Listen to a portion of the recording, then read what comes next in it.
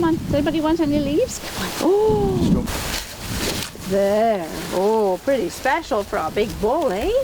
With rich greens dangling in front of his nose, Sancho can't help but happily gobble up this helping of fresh leaves. They all have names. They're all just wonderful. They have names. A lot of them turn around or come when they're called. They're like having large dogs. Oh, there's a bee. I don't have a bottle for you.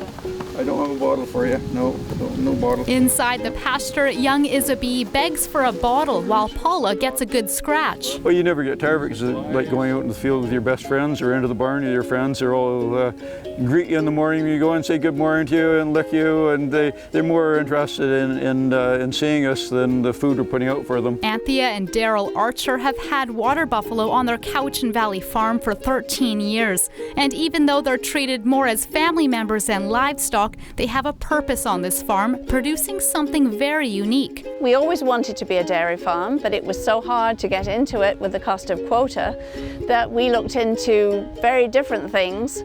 Then Daryl saw an article in the John Deere magazine that they were milking water buffalo in England. Come on, girls. Come on, milk a dime, milk a dime, milk a dime.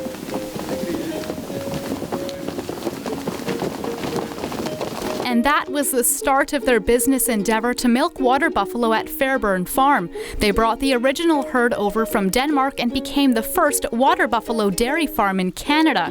It's not unusual for this family to start trends.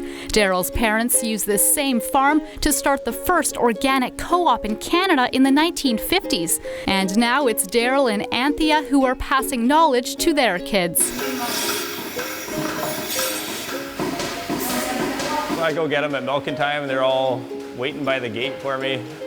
Milking time, what took you so long? We milk them twice a day, and they are milking on an average of about 14 litres a day. It's said there's a lot of benefits to buffalo milk. Almost 60% more calcium and 40% more protein than cow's milk, and also a little bit over 40% less cholesterol than cow's milk. It's not a really strong flavor at all. It's a lot like cow's milk, but it's higher in butter fat.